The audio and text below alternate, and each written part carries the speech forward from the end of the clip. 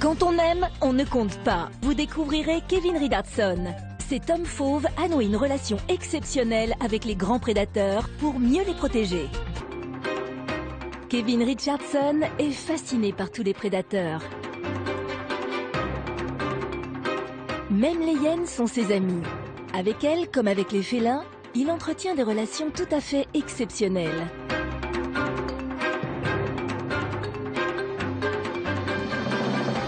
Une passion née pendant ses études de zoologie.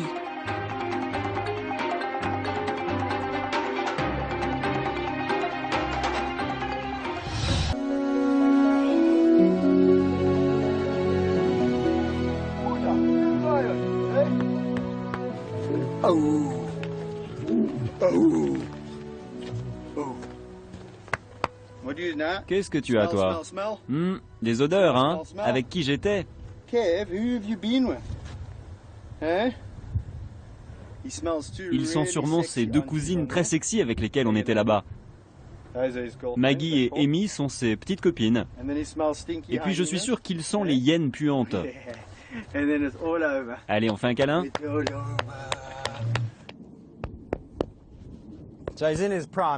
Lui, il est au plus bel âge de sa vie. S'il était sauvage, il serait sûrement à la tête d'un troupeau. C'est d'ailleurs son rôle dans le film Lion Blanc. En fait, c'est lui qui joue Letsassi adulte. Un petit lion blanc devenu cette bête magnifique qui chasse avec succès. Son grand défi, c'est d'avoir sa propre horde, mais surtout d'éviter les chasseurs de trophées. Il y a un chasseur qui a entendu parler de sa superbe robe blanche et qui vient spécialement de l'étranger pour le tuer. La chasse en boîte, décrite par Kevin, n'est malheureusement pas une fiction, mais la triste réalité. Des chasseurs fortunés sont prêts à débourser des dizaines de milliers d'euros pour tuer un lion captif. Fiona du refuge de Lions Rock lutte par tous les moyens contre ce fléau. Tout le processus est soigneusement organisé. Les chasseurs de trophées arrivent dans la région et lorsqu'ils en repartent, c'est souvent avec leur hélicoptère ou leur avion privé. Ça n'a rien d'une aventure. C'est ce qu'ils appellent une réserve de chasse, c'est-à-dire un terrain privé et délimité. Le lion est transporté jusqu'ici. Parfois, il est souvent sorti de sa cage la veille et il est sous sédatif afin qu'il ne parte pas trop loin. Et bien sûr, le chasseur amateur est accompagné d'un professionnel qui, soi-disant, piste et trouve l'animal.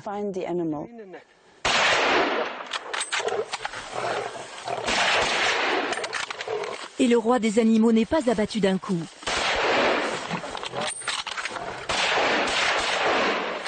Ces apprentis chasseurs s'acharnent sur leur cible prise au piège.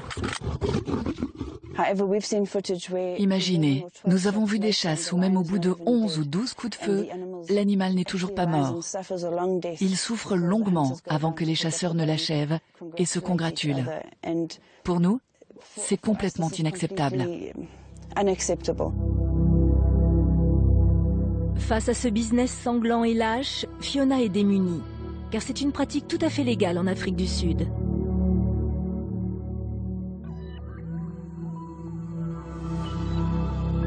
Les chasseurs peuvent donc fêter leur butin en toute quiétude. Alors qu'ils trinquent à la mort de ces grands fauves, Kevin se bat pour leur survie.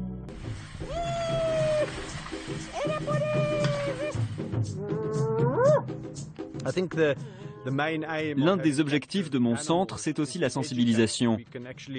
On peut venir voir ces animaux de très très près, apprendre à les aimer, à les connaître, même ceux que personne n'aime, comme les hyènes ou les chacals. Si les gens qui viennent ici repartent en disant « Tu sais, c'est vrai, ces animaux ne sont pas si horribles que ça », eh bien je pense que j'aurais fait mon boulot.